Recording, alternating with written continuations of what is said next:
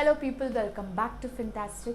Before starting today's video, let me just take a moment and pause and wish you all a very happy Diwali, a prosperous new year ahead, and I wish all the health and happiness to you and your family as well. Now, today we are going to take ahead the tradition which has been going on for 60 years. Yes, I'm talking about the Muhurat trading. So, the Muhurat trading actually started 60 years ago and we are carrying on the tradition today as well. And the Muhurat trading is there in the evening at 6:15 to 7:15 p.m. And I hope, like in Dhanteras, you prefer buying gold, which is considered auspicious. Many investors and many traders consider buying stocks on this day very auspicious, and stocks for investment basically for longer term. So what we have done is we have done research and we have come up with certain stocks which according to us are fundamentally very good, look very strong according to us, and the fundamentals are great, and we would like to highlight the same to you. So now without further ado, let's just start with the list of the stocks.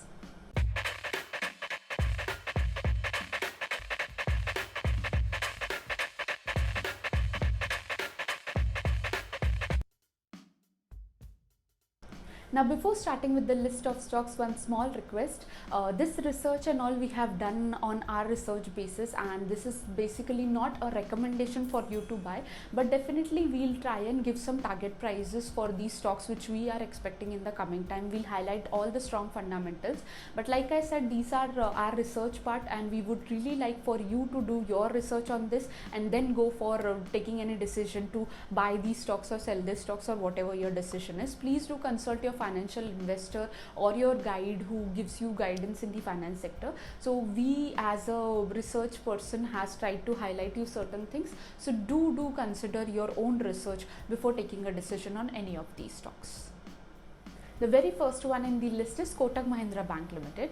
Founded back in 1985 as an NBFC, Kotak Mahindra Finance Limited got its banking license in the year 2003. It was the first NBFC to do so, and since then it has emerged one of the biggest companies in the finance sector, providing all kinds of services in the finance sector. The banking sector's poster boy, Mr. Uday Kotak, has managed to build his empire so flourishingly that Kotak Mahindra Bank is like one of the darling stocks of the investors now.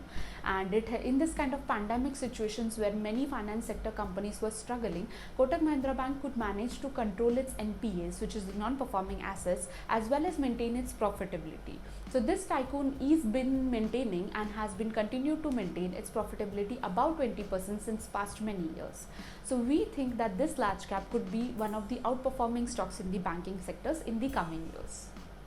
Okay, so the second stock we have is LTTS, L&T Technology Services Limited. It is actually an ER&D company, and it is a hidden gem of India's biggest conglomerate, the part of India's biggest conglomerate, which is the L&T Group. Let's just understand what this company does. It is actually into frugal manufacturing, cyber security, industrial AI, engineering solutions, and many more. NASSCOM suggests that engineering solutions and R&D will become a more than a $75 billion industry from the current $31 billion industry in the coming time, and LTTS is a leading firm in this kind of basket. So LTTS has a very good client base, 69 Fortune 500 companies and 51 of the world top R&D spenders are clients of LTTS. As well as if you look at the financials, it has been maintaining a steady return on equity of about 30% since the past 5 years. Even if we look at the parent company stake, so the parent company has a healthy stake in this in its subsidiary, which is at a good number of 74%. So the sector which has been outperforming the markets in this kind of rally is the chemical sector, and the specialty chemical sector stocks have started to perform really well. So the stock which we chose in this sector is Alkyl Amines. So let's understand why we find this attractive compared to its peers. So apart from the good profit growth and good return on equity, the company has also been reducing its debt significantly.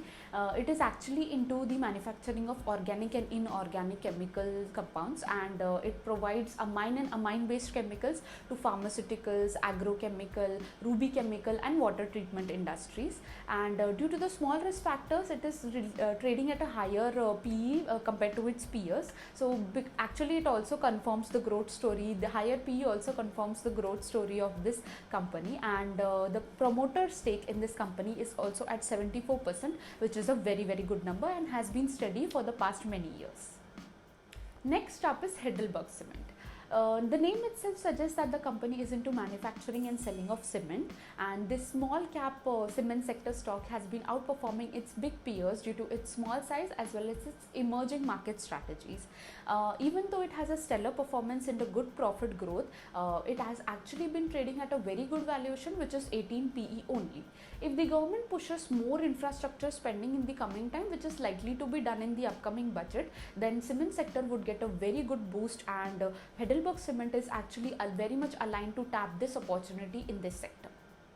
So for the obvious reasons now, pharma sector is the booming sector in the recent times, and when we decided to include a pharma stock, there were many names in the mind, but all were at actually higher valuations. So Gufic Bioscience is the one which we finalized on. So let me clear, this is actually not at cheap valuations, but it looks like a stock worth paying for. So Gufic Bioscience is into the manufacturing of pharmaceuticals, medicinal chemicals and botanical products.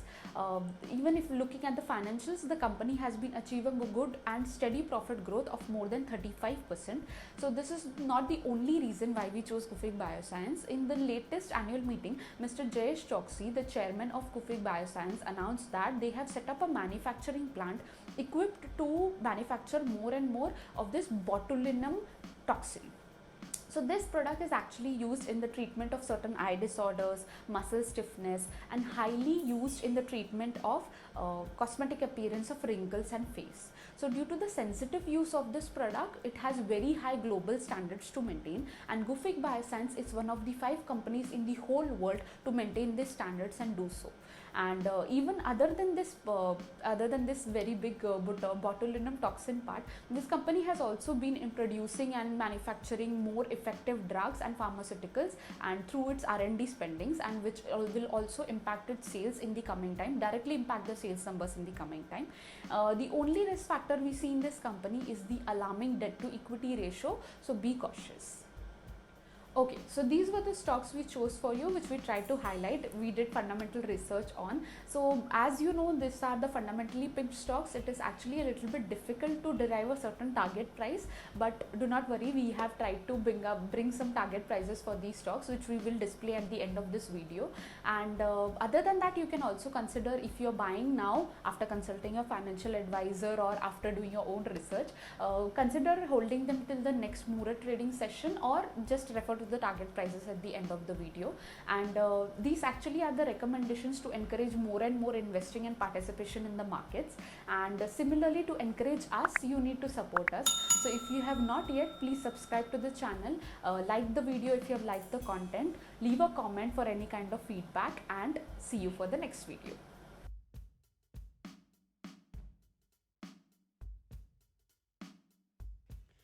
Did you know? Historical data shows that during the past 15 Murat trading sessions, the market remained positively biased on 11 occasions, gained and closed high at the end of the 1 hour session.